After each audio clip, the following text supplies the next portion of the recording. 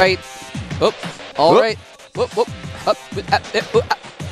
Up and out. That is. All right, ladies and gentlemen, welcome back to the Up and Down matches. I am Moltrap coming at you from Mokdong Studio in Seoul, Korea. Here with Wolf. Hi. Hi, Wolf. How are you doing, Wolf? I'm doing great. How are you? I think you need to move your mic down again. Yeah, like my mic is like all weird today. It's like the thing got bent. There you go. It's like if I move it down, it's like I'm like eating it when I talk. I'm like John Mayer or something. And well, mics are delicious and nutritious, so there's nothing wrong with that. And there's also nothing wrong with match 3 on Daybreak. Violet, no longer MVP apparently, on the left. JYP, the up-and-coming Protoss from TSL on the right. They're going to be battling it out here on Daybreak in just a moment. This is a crucial game for both these players. Every game is crucial, I guess, in a sense. But again, Violet not too good against Terrans. Really needs these wins against these Protoss players. JYP trying to get his first win in his first game. We're going to find out in just a second who's going to win.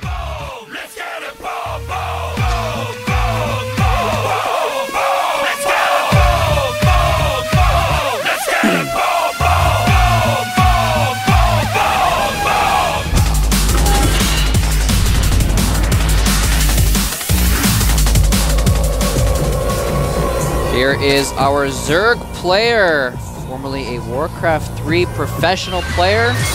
Violet now in, well, I guess technically he's still Code S for the moment. He has to fight to save his spot in Code S right now. And here is his opponent, a former Brood War player. TSN, JYP. Who was not a very good Brood War player. He was actually a crappy Brood War player. I looked up his record earlier. He only ever played in like some preliminary matches. He only ever beat one person in his entire career. who was that? Ganji. Ah. Well, that's interesting. Beat Ganji in a preliminary one time, so kind of interesting. He used to go by Smart. Yep. He's pretty smart. I don't blame him for using that ID. Well, any case, this is Daybreak, one of our largest maps. Oh, is he gonna? Oh. And this time he is gonna block, unlike Trickster. Actually, he actually went for the pool first, so he didn't even have the money for the hatchery. Never mind. I thought he was going for the hatchery. But he wasn't gone for pool first. That was scary there. Yeah, that was scary. The probe actually might die. That scouting probe is getting close. Oh, gets to that crucial point where it recharges its shields. Oh, not quite. Fail. Man, Protosses today have been really fail at blocking those expansion hatcheries. Usually it's like super annoying. JLP went Nexus first before Forge, so despite scouting pool first, decided to go for that. And Violet, in fact, has not seen anything yet, so he is not aware of this.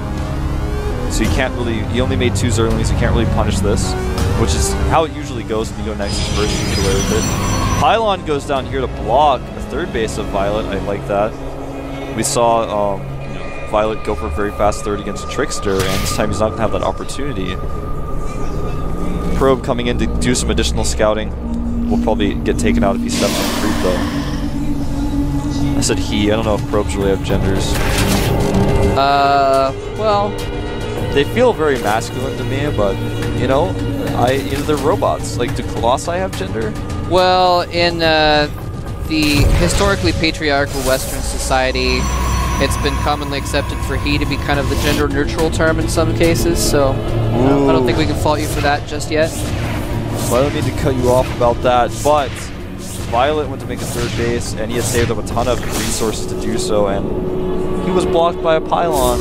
Nice. So now he's making his hatchery in a very risky expansion location, which also has very few minerals and only 1 gas. That is actually pretty interesting. He decided to go for it regardless, just simply because he saved, he made that investment into the hatchery.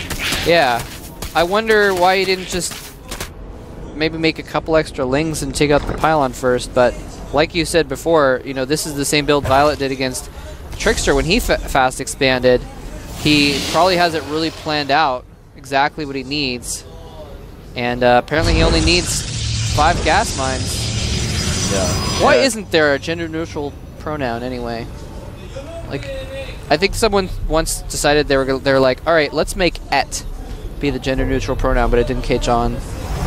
Yeah. Well, I mean, you could say it, but it's. I guess "it" would be probably more appropriate for a robot. You're right. Yeah. I mean, robots don't really have genders, or do they? It's like it's difficult to explain. I mean, I don't know. I don't know. Sometimes people use "she" as the neutral pronoun too, though. Yeah, I mean that's totally fine. Either or. Stargate going down for JYP. So he's going to try to use Void Rays to force cancels on hatcheries. Makes a pylon south part of the Daybreak. Wolf's like trying to talk about the game, and I'm like having this introspective, like, I'm like, let me think about gender equality and pronoun usage for a while. Got distracted from the game for a minute, I apologize. But yeah, Stargate going up now to get back into this game. It's about to complete, and we are going to see him probably go with the Void Ray. Yeah, I think I'll go with the Void Ray, follow up with Phoenixes, try to kill Queens, and if he gets extremely lucky, a hatchery. And the Overlord sees it immediately, just coincidentally. Sees that pointy nose of that Void Ray animation in the Stargate, so he knows exactly what's coming. Probe sneaked all the way into the main because Violet has no unit. Yeah, he's got like no links. And 43 drones. He's completely droning since the initial wing batch that he made. He lost a lot of those to cannons. And has five spore crawlers on the production tab. He is not joking around. He does not want to just die to a couple Void Rays or something. That's pretty smart. Yeah, and you know, if JYP really wants to commit to these Void Rays, it's going to be good. But if he doesn't, even just showing the Void Ray kills 2 Overlords with that Void Ray, and now he's essentially killed 5 drones. Yeah, exactly. He's killed 5 drones and 500 minerals. Yeah. But he is making a second Void Ray. So he really wants to commit to these Voids. Something that Violet seems to be expecting. Now the cool thing you can do with the Void Rays, even if you don't attack, is you can control Watchtowers with them. And these Zerglings on the Watchtowers, I guess I'll probably get a shot in a second. They can't hold against that Void Ray. We cannot hold. Funny if Zerglings tried to say that. This Pylon down here in the south can't hold either. The Zerglings have found it, taken it out. They try to teach Zerglings to like speak like Zealots. They're like, repeat after me. We cannot hold. And Zerglings like, and they're like, no. We cannot hold. That's what they do. Zerglings are so charming. Don't try and teach Zerglings how to speak is the lesson here. Oh, nice good little positioning by JYP. But a lot of his Zealots getting to help, grabbed. but they're actually, yeah, like that was almost a perfect position, but he just didn't quite get in that little nook quite good enough. He does clean up all the Zerglings though. Is he going to get out though? No, more Zerglings coming in and actually finish those off. Yeah, but he's losing a lot of links to these Void Rays, so double-edged sword, but obviously Violet getting a much better trade here. And yeah, the Void Ray is actually able to charge up on these Zerglings. The Pylon looks like it may hold. No, he's just actually just throwing away Zerglings now. Killing that Pylon was not necessary. Well, there's so many Zerglings out, these Spore Colonies, Spore Crawlers, will be able to hold this hatchery quite easily against the Void Rays, but he still can't hold the Watchtower. He's going to lose some Overlords to this harassment. He's already supply blocked. Lose yet another one. Yeah, these Void Rays are actually doing a pretty good amount of damage. Yeah, it's almost as if Violet... I'd like to check their kill counts even on like all the Zerglings 12 and and 22. Yeah, so in total, 34. 34 Zerglings killed by these Void Rays just chilling overhead, and of course Overlords as well are a handful of those kills. He's going to actually attack this Extractor. Now, meanwhile, High Templar are starting to come in here. Storm being researched, maybe the fastest Storm research I've ever seen in StarCraft 2. Phoenix wants to come over here and help out. The Spore Crawler got moved, and this Queen is going to be lifted, but with 3 Queens, that Phoenix isn't going to be around much longer. But if he gets to the Spore, he may be able to win with 2 charge of Void Rays. Doesn't look like it, though. Gets the Spore and gets out. May lose a Void Ray, though. It's very close. Down to 67 HP. But he's going to withdraw and wait for his shields to recharge. A couple Infestors are out, though, by the way. And yeah, Infestors are out. His Void Rays just continue to harass here. He's going to fungal them. He fungals the Void Rays and sends in the Queens to polish them off. And is he going to get the... Yes, he does get the Void Ray. And the Phoenix is too low to do anything anyway, so well, nicely it's kind of funny. He took the Phoenix over and lifted up an Infestor. He was like, well, I hope he kills my Phoenix too. Well, I mean, the Phoenix isn't that useful this one. I think he was trying to sack the Phoenix to save the Void Ray. Yeah, that, or he just wanted another Fungal to be used. Now, with these Storms, this is something that JYP has done in the past. They've seen him do it in several games. It's one of his styles. It's something I wanted to mention earlier. A Warp Prism is popping out. Storm is finishing. He's got a lot of High Templars with enough energy for Storms. He's actually going to do some Storm drops, which is something that's almost never seen in StarCraft 2, except by JYP. It's very risky. It's a huge investment, but he can do a ton of damage if it works out. Yeah, it's actually a really good move to do if you can pull it off right, and it's just not done very much for some reason. It's just, I mean, it's a very, very popular Brood War strat. I mean, it's actually like integral. It's like really common strategy for Brood War. Well, Protoss versus anything. Yeah. So, anyway, he does have one Warp Prism with one Templar inside it. It's going to have only, I think, one Storm. Actually, he warped those in a while ago, maybe two. But look at these Infestors. They're actually going to burrow, move their way up here, and they need to be careful. There is a cannon in the natural, but he may just go for a Terran attack. He's going to throw down a bunch of infested Terrans. Storm goes down. Some of the Infestors taking damage, but all those infested Terrans going down basically before they even hatch. Yeah, some Fungals, or rather feedbacks going down as well. And there's so many infested Terrans with these small Stalker army of JYP. This isn't accomplishing a whole lot. Some Warp Prism harass, though, at the third base of Violet is killing all of his drones. He warped in 2 Zealots at the Prism, kept his Templar inside, and now at the third base he's going to do a Storm! There Storm drop. One Storm goes down. Has enough for one more Storm if he decides to use it. Warping in some Zealots here to help out. And both players taking some severe hits here, but I think Violet actually getting the worst end of it. And the Queen! Oh! Nice micro on that Queen.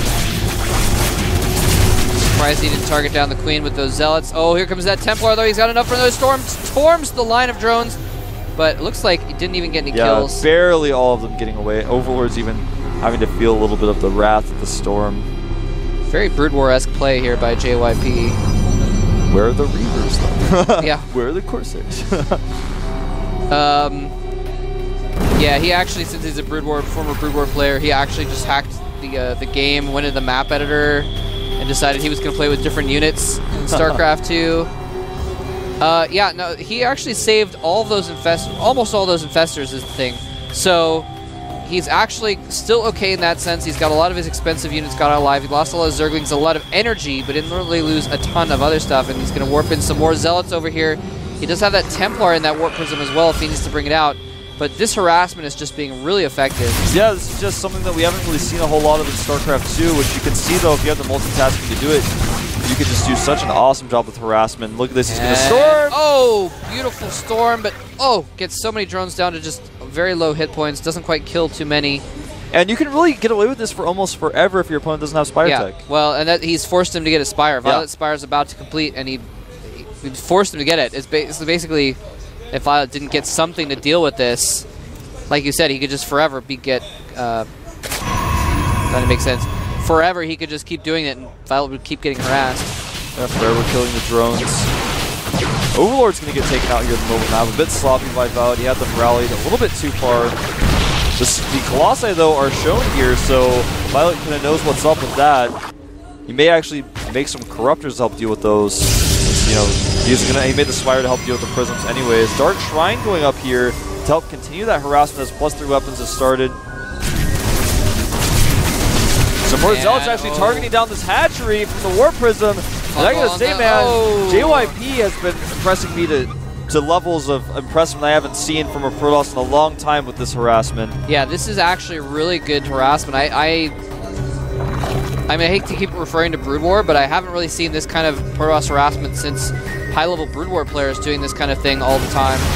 He's just been really effective at it, and deciding to, what the flip? What is that Archon doing? He was trying to kill the core so he could get some of those larger units up, but then suddenly stopped attacking it and decided to go for the gateway instead. The Archon, though, is now going to be trapped by a cannon. You guys didn't get a shot there. There he goes. He canceled it. Anyway, more importantly, that Warp Prism is continuing to harass, and he's had one Templar in that Warp Prism this entire time. Oh, is he going to fungal it? It drops the Templar out. Oh, he neural parasites the warp prism so that he can't warp in units with it. And it's going to drop down some infested Terrans. And they're going to start killing that warp prism. So interesting choice to use neural parasite instead of just something with less that takes less energy, but he's got the infestors for it, I guess. Well, his attack by JYP is going to be so devastating because Violet doesn't have very many units. He's been droning like crazy because he's been trying to keep up with all the drones that he's lost. 22 Zerglings incoming, and that's, even though it's a fearsome army, it's not very large, so a couple fungals and those Zerglings coming in will probably defend this. Okay, blinks in, try and take out these infestors. No observer there, so the burrow does get them away. A nice fungal as well. I think it's just going to take a few fungals, but I don't know if he has enough support units to really finish that army. Oh my goodness, there's the support units. Yeah, this is the reason why Violet has no units right now. Is just because he's been investing so much in the tech of the infestors and the broodlords. He's been trying to save up all of his resources. Dark Templar harass going on in multiple locations, and you know what? Even though they made 5 spores earlier, they somehow seem nowhere to be seen here. And the third base for Violet may get targeted down here. Losing so many drones. Yeah, this is not looking good. Violet just falling apart at the seams here by JYP's harassment and multi-pronged attacks.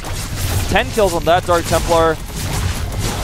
And actually in total, worker kills 32 for JYP to just 4 of Violet. He's being really, is he going to catch those? He should neural parasite. He does. No, he doesn't actually. They're just attacking the broodlings, but he does kill off all 3 of the colossi. He didn't actually need neural parasite at all. Way too liberal with those colossi. That was a bit of a mistake by JYP. Well, Violet's being pretty liberal with his infestor energy as well. And his broodlords, which are way out in the open, but JYP hesitates for a moment, and now the Stalkers are kind of in an awkward position. He does decide to blink forward, but now there are Zerlies, but Storm's going off on the broodlords and the Zerlies, and feedbacks on infestors.